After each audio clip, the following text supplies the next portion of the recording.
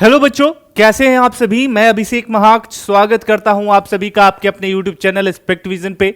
बच्चों, अभी मैंने पहले भी उत्तराखंड से रिलेटेड बहुत से ऐसे वीडियो बनाए हैं जिसमें नर्सिंग पे हम लोगों ने चर्चा किया है, लेकिन इस वीडियो में हम बात करने वाले हैं कि अगर आप उत्तराखंड से बिलोंग करते हो और अपना करियर जो है वो नर्सिंग के क्षेत्र में बनाना चाहते हो, तो बच्चों यहां पे आपको प्रॉपर इस वीडियो में इंफॉर्मेशन मिलेगा कि कैसे कैसे स्टेप्स आपको फॉलो करने हैं ताकि आप जो सपना देख रहे हो उसको साकार कर सको।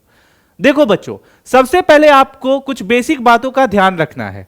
जैसे बीएससी नर्सिंग की अगर मैं बात करूं तो स्टेट चाहे कोई भी हो, चाहे आपका स्टेट उत्तराखंड हो या फिर आपके आजू बाजू का स्टेट, चाहे उत्तर प्रदेश हो गया या फिर आपका बिहार हो गया, मध्य प्रदेश, झारखंड हो गया, कोई भी स्टेट हो इंडिया में, वो सभी का जो बेसिक प्रक्रिया होता है वो सेम होता है। कहने का मतलब है कि बच्चे 12वीं के बाद ही बीएससी नर्सिंग करते हैं। उसके बाद उनका जो बैकग्राउंड होता है वो साइंस होता है। साइंस में उन्होंने फिजिक्स, केमिस्ट्री, बायो जैसे सब्जेक्ट लिए होते हैं। उसके बाद एग्रीगेट अंक जो है उसकी रिक्वायरमेंट होती है और देन आफ्टर आपको एंट्रेंस एग्जाम देना पड़ता है। कॉलेज की प्रक्रियाएं होती हैं जिसमें काउंसलिंग की प्रक्रिया होती है, मॉपअप राउंड होता है एंड फाइनली जो है वो एडमिशन होता है। तो ये सारी प्रक्रिया आपने पहले भी हर जगह सुना होगा और देखा होगा। उसी प्रकार आपके उत्तराखंड में भी बीएससी नर्सिंग में एडमिशन के लिए इन सभी प्रक्रियाओं का हर साल जो है वो उपयोग किया जाता है। बच्चों, आपको मैं बता दूं कि अगर आप क्लास 12th में पढ़ रहे हो या फिर क्लास 12th क्लियर कर चुके हो, आप सभी बच्चे जो है उत्तराखंड से नर्सिंग की पढ़ाई कर सकते हो, बशर्ते आपकी जो आयु सीमा है वो 17 वर्ष से अधिक होनी चाहिए, क्योंकि 17 वर्ष से अगर कम रहेगा तो आप जो है नहीं कर सकते इसकी पढ़ाई। अब आइए मैं सबसे पहले इंट्रोड्यूस कराऊं आपके अपने यूनिवर्सिटी से, जिसके अंतर्गत एडमिशन से लेकर के जो आगे की सारी प्रक्रियाएं होती हैं वो संचालित होती हैं। मैं बात कर रहा हूं HNB UMU की, यानी कि अगर इसको जैसे ही हम टैप करते हैं आपके सामने एक प्रॉपर इंटरफेस खुलता है जिसमें लिखा रहता है Hemavati Nandan Bahuguna Uttarakhand medical education university Dehradun. यहां पे बच्चों चाहे कोई बच्चे एएनएम की तैयारी कर रहे हो, जीएनएम की कर रहे हो, बीएससी नर्सिंग कर रहे हो, पैरामेडिकल कर रहे हो या फिर आगे कोई हायर एजुकेशन की लेवल की जो पढ़ाई है वो सभी आपको इस यूनिवर्सिटी के अंतर्गत होता है। बच्चों, यहां पे आपको नोटिफिकेशन से लेकर के एडमिशन के प्रोसेस से लेकर के सारी प्रक्रियाएं होंगी। जब समय आएगा बच्चों, हम आपको प्रॉपर बताएंगे कि फॉर्म कैसे भरा जाता है और आगे की प्रक्रियाएं कैसे होंगी। फिलहाल यहां पे आप देख सकते हो कि एकेडमिक सेशन से लेकर के सारा नोटिफिकेशन यहां देखने को मिलता है। तो ये आपके माइंड में क्लियर हो जाना चाहिए कि आपका अगर कोई यूनिवर्सिटी जो है कंडक्ट बॉडी है तो वो Hemavati Nandan Bahuguna Uttarakhand medical education university ही है। ठीक है, अब यहां पे आप आसानी से जाकर के इसके बारे में जान सकते हैं, एडमिनिस्ट्रेशन के बारे में समझ सकते हैं। तो यहां पे आपको लॉट्स ऑफ ऑप्शन देखने को मिल जाता है। लेकिन बच्चों, सवाल यहां पे ये उठता है कि सर किस लेवल की पढ़ाई करनी है ताकि एंट्रेंस एग्जाम निकल जाए। उन सारी चीजों पे भी हम चर्चा करेंगे, लेकिन उससे पहले आप सभी बच्चों से मैं रिक्वेस्ट करूंगा कि बच्चों प्लीज इस व्हाट्सएप ग्रुप से आप सभी को जुड़ जाना है। इसका लिंक जो है वो डिस्क्रिप्शन के साथ साथ कमेंट सेक्शन में पिन कर दिया गया है, जहां से आप जाकर के ज्वाइन कर सकते हो। बेनिफिट क्या मिलेगा बच्चों? तो बेनिफिट ये मिलेगा कि कभी भी एग्जाम से रिलेटेड नोटिफिकेशन आता है या फिर सिमिलर एग्जाम, जैसे कि आप आगे अपनी तैयारी को और बेहतर कर सको, उन सभी के लिए नोटिफिकेशन आपको यहां पे उपलब्ध होगा। तो आपको जल्दी से इससे जुड़ जाना है। आइए अब बात करते हैं आगे स्टेप बाय स्टेप की। तो देखो बच्चों, ऐसी बात नहीं है कि मैं स्पेशली कोई रॉकेट साइंस जो है वो आपको यहां पे बता दूंगा। ठीक है, यहां पे बिल्कुल मैं रॉकेट साइंस नहीं बता रहा और ना ही मैं कुछ ऐसा फॉर्मूला अपने अंदर से डेवलप करके आपको बता रहा हूं जो और कहीं नहीं मिलेगा। लेकिन सूचना से ज्यादा इंपॉर्टेंट होता है सूचना को किस तरीके से प्रेजेंट किया जाता है ताकि बच्चों को अच्छे से समझ आ जाए। आप चाहो तो खुद भी यूनिवर्सिटी के साइट पे जाकर के ये सारी इंफॉर्मेशन कलेक्ट कर सकते हो, लेकिन हमारे पास एक एक्सपीरियंस होता है, हमने वो एक्सपीरियंस अर्न किया है। ऐसा नहीं है कि एक दिन में एक्सपीरियंस आता है।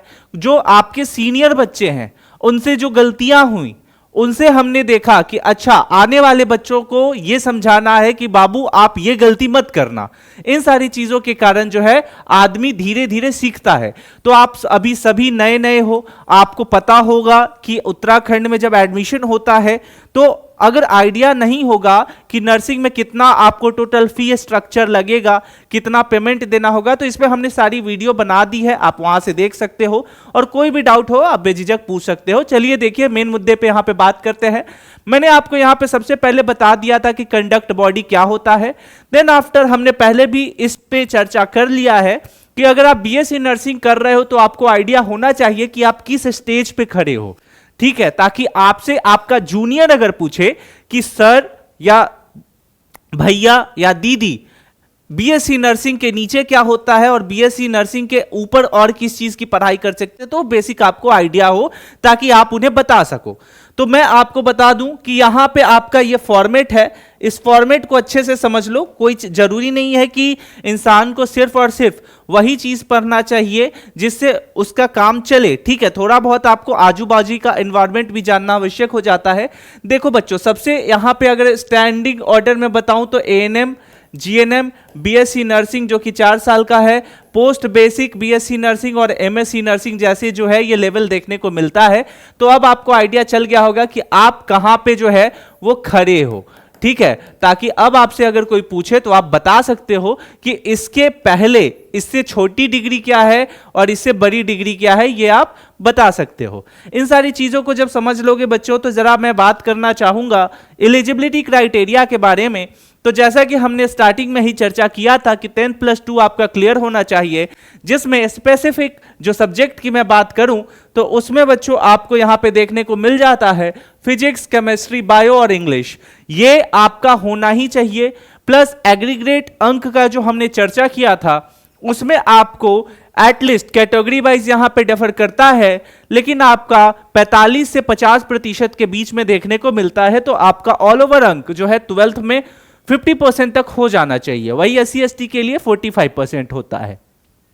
देन अगर मैं आगे की बात करूं बच्चों तो यहां पे आपको एंट्रेंस एग्जाम लिया जाता है जो कि आपका एमसीक्यू बेस्ड होता है। क्या होता है? एमसीक्यू, मल्टीपल चॉइस क्वेश्चन होता है, जिसमें आपको ए बी सी डी करके ऑप्शन दिया जाएगा और आपको जो है वो सही उत्तर में टिक करना है, ठीक है, या सही उत्तर को जो है वो सेलेक्ट करना होता है। ये चीज आपने पहले भी किया होगा, कहीं स्कूल टाइम में भी किया होगा, तो ये तो आपको आइडिया होगा ही होगा। देन बच्चों यहां पे आपको जो टोटल नंबर ऑफ क्वेश्चन देखने को मिलता है वो टोटल क्वेश्चन नंबर देखने को मिलता है 100 और प्रति सही उत्तर के लिए आपको 1 अंक दिए जाते हैं। वही यहां पे आपको एक चीज जान के अच्छा होगा कि निगेटिव जो मार्क्स है वो नहीं होता, प्लस ड्यूरेशन 2 घंटे के लगभग में होता है। और सब्जेक्ट मैंने आपको पहले बता दिया, एक नया सब्जेक्ट आपको देखने को मिलेगा नर्सिंग एप्टीट्यूड। सवाल आता है कि नर्सिंग एप्टीट्यूड क्या है, इसमें क्या पढ़ना है? तो नर्सिंग एप्टीट्यूड जस्ट आपका जो है एक लेवल चेक करता है कि आपका करेंटली प्रेजेंटेशन कैसा होता है सिचुएशन को देख करके। जैसे मैं अभी आगे बताऊंगा इन सभी सब्जेक्ट में भी, तो जरा देखिए कोर्स को और बेहतर तरीके से बताऊं तो नर्सिंग में आपको यहां पे प्रॉपर आपका यहां क्या पढ़ना है, कैसे पढ़ना है, ये कोर्स सिलेबस से रिलेटेड है। इन सभी चीजों को अच्छे से देखो आप। जैसे कि आपको यहां पे मैं बता दूं कि कोर्स सिलेबस और इन सारे टॉपिक को, जिसको मैं अभी जो है ये सर्कल कर रहा हूं, ठीक है, इसको आपको माइंड में रखना है। क्यों रखना है? तो इस पे हमने पहले भी वीडियो बनाया है, लेकिन इसीलिए इस बार भी इस पूरे पीपीटी को हम लेकर के आए हैं ताकि ये बेसिक चीजें हैं और ये आपके दिमाग में जो है फिट हो जाना चाहिए एग्जाम देने से पहले। जैसे अब आप सोचो, खुद सोचो, ये सोचने की चीजें हैं कि बच्चों आप जो है अभी पढ़ाई कर रहे हो किस चीज की, तो आप पढ़ाई कर रहे हो नर्सिंग की, आप आगे चल करके जो है वो नर्सिंग का एग्जाम दोगे, तो आपका जो लेवल होगा वो भी तो नर्सिंग ही होगा ना। आपसे जो प्रश्न पूछे जाएंगे उसकी प्रायोरिटी जो है वो नर्सिंग ही होगी, क्योंकि उसका एग्जाम का जो है वो मेन ऑब्जेक्टिव क्या है, ऑब्जेक्टिव है कि आपका जो इंटेंशन है, आपकी जो अंडरस्टैंडिंग है वो उस एग्जाम को लेकर के कैसी है। ठीक है, तो इन सारी चीजों को आपको ध्यान में रखना है। करियर स्कोप इसमें काफी बेहतर है, जैसे मैं आपको बता चुका हूं पहले भी कि आपका जो है जैसे स्टाफ नर्स में गवर्नमेंट चाहे प्राइवेट हॉस्पिटल हो, यहां पे आप सर्विस कर सकते हो। आप जो है पब्लिक हेल्थ केयर के लिए जो है एक नया इनिशिएटिव लॉन्च कर सकते हो। एज अ टीचर प्रोफेशन आप स्टार्ट कर सकते हो, या फिर आप जो है बीएससी नर्सिंग करने के बाद बहुत से गवर्नमेंट एग्जाम है, जैसे एम्स एक एग्जाम कंडक्ट कराती है, नॉरसेट, एमएनएस, इंडियन आर्मी में नर्सिंग सिस्टम, ये नर्सिंग के लिए वैकेंसीज निकलती है। तो बहुत जगह ऐसा ऑप्शंस है जहां पे आप अपनी करियर की स्टार्टिंग कर सकते हो। साथ में अगर और बेहतर करियर को बनाना चाहते हो तो उसके लिए जो है आप यूरोप या फिर यूके इस तरीके के जो है जगहों पर जा करके अपने पढ़ाई को काफी बेहतर कर सकते हो। इन शॉर्ट बोला जाए तो अब्रॉड जा सकते हो। उसके लिए भी गवर्नमेंट के द्वारा बहुत से ऐसे स्कॉलरशिप्स जो लॉन्च किए जा चुके हैं। तो इन सारी चीजों को बच्चों आप कर सकते हो। साथ में आपको जो है आगे चल करके हायर एजुकेशन में भी बेहतरीन जो है वो परफॉर्मेंस दे सकते हो। लेकिन आपको यहां पे 2-3 चीजों को ध्यान देना है। जैसे आपको जो है किन किन चीजों पे ध्यान देना है, तो आपको प्रीवियस ईयर क्वेश्चन जो ऑलवेज बोला जाता है, तो प्रीवियस ईयर क्वेश्चन पे ध्यान देना है। साथ में ही आपको प्रॉपर अपना जो कम्युनिकेशन है उसको भी डेवलप करना है। कम्युनिकेशन क्यों? क्योंकि एज अ नर्स आपका जो डायरेक्ट कांटेक्ट होता है वो पेशेंट से होता है, और आप उसको जब तक अच्छे से समझा नहीं पाओगे किसी चीज को क्या प्रॉब्लम है, तब तक वो शांत नहीं होगा। ठीक है, आपको प्रॉपर देखो, एडमिनिस्ट्रेशन तो होता ही है, आपका एक्सपीरियंस जैसे जैसे बढ़ेगा आप एडमिनिस्ट्रेशन के तरफ भी बढ़ोगे, लेकिन आपका जो मेन है वो है हैंडल करना सिचुएशन को। तो ये सारी चीजें आपको आनी चाहिए। इन शॉर्ट अगर ओवरऑल बोला जाए इस वीडियो में आपको ऑब्जेक्टिव दिखाते हुए, तो बच्चों आपका जो करियर है वो काफी ब्राइट हो सकता है बीएससी नर्सिंग जैसे कोर्सेज के माध्यम से।